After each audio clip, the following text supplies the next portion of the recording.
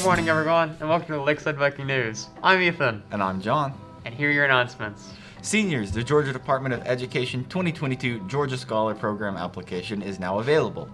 The requirements include a minimum combined score of 1360 on the SAT, a minimum GPA of at least 3.75, participation in a minimum of 3 different competitive activities during grade 9 through 12, been appointed or elected to positions of leadership in a minimum of 2 different school-sponsored activities, shown evidence of leadership in a minimum of 2 different youth activities outside of school, and register to vote before March 1st, 2022.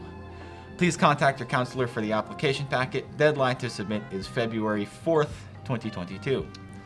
Emory University is offering an internship program starting this summer for our minority students.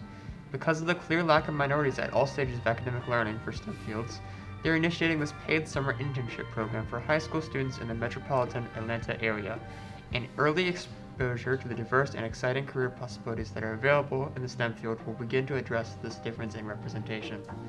You can find more information on our website here. Attention seniors, congratulations, you have made it to the last semester of your high school career. Don't forget to take care of the following. Order your cap and gown for graduation at this website, or use the handy link in the Class of 2022 Google Classroom. If you have any questions, email your senior class advisors, Ms. Krieger or Ms. Crawford. Pay your senior class dues on the web store, which is linked on the Lakeside High School website. Need to pay with cash or check? See Ms. Crawford in Trailer 6. Those who sign up for senior shirts can pick them up before or after school in Ms. Krieger's room, 1211. And stay tuned for more fun senior activities. And now to Noah with current events. Good morning and welcome to Current Events. I'm your host, Noah Milton. Let's get right into your weekly news. On Wednesday, January 19th, the Biden administration has announced that it is planning to distribute hundreds of millions of free, high-quality masks through pharmacies and community health centers throughout the country. The 400 million newly available masks will be non-surgical N95s that are sourced from the government's strategic national stockpile as part of an effort to ensure Americans can access the more protective masks during a record surge of COVID-19.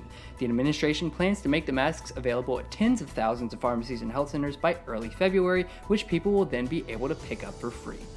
And now to our second, more somber piece of news for today. On Tuesday, January 18th, 3 Sharon Hill, Pennsylvania police officers were finally charged in connection with the shooting of 8-year-old Fanta Bility while she exited a high school football game on August 27th.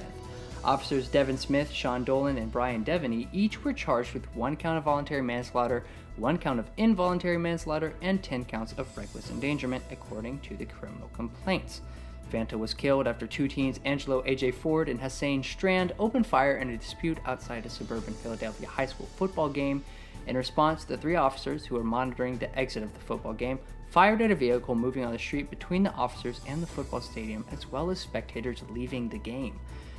The officers' shots struck 4 people as they were leaving, including Fanta, whose injuries were unfortunately fatal.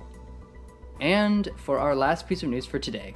On Thursday, the Supreme Court rejected another attempt by abortion providers to block Texas's 6-week abortion ban.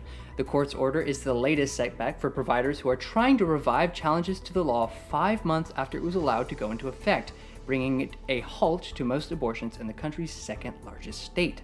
Last month, the Supreme Court allowed the controversial law to remain in effect, but it cleared a limited path forward for the providers to sue a handful of licensing officials in Texas in order to block them from enforcing the law. The court's rulings was a devastating blow to supporters of abortion rights who had hoped the justices would block the law outright. Instead, the case was returned to the conservative 5th U.S. Circuit Court of Appeals.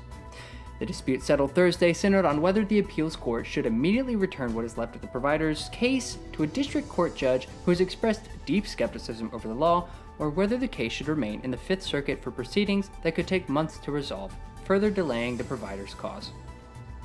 And now, to Lucas with the news. Hey, you're Billy. What are you talking about? Where's my umbrella, man? My umbrella? You know, the one that makes me the trusty weatherman? Where is it, man? I don't know what umbrella you're talking about. I'm not, who's Billy? I'm Noah.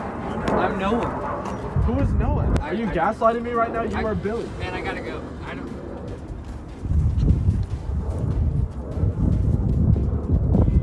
pretty interesting club. I have no clue what that was.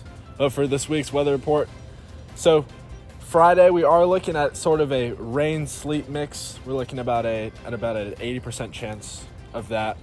And this weekend we're looking at a mid-40s to low 40s high, and lows for this weekend will be around the mid to upper 30s. So, who's Noah? I've never met a Noah before in my life. Noah. That's a stupid name. That's it for today's Lakeside Viking News. Have a great weekend.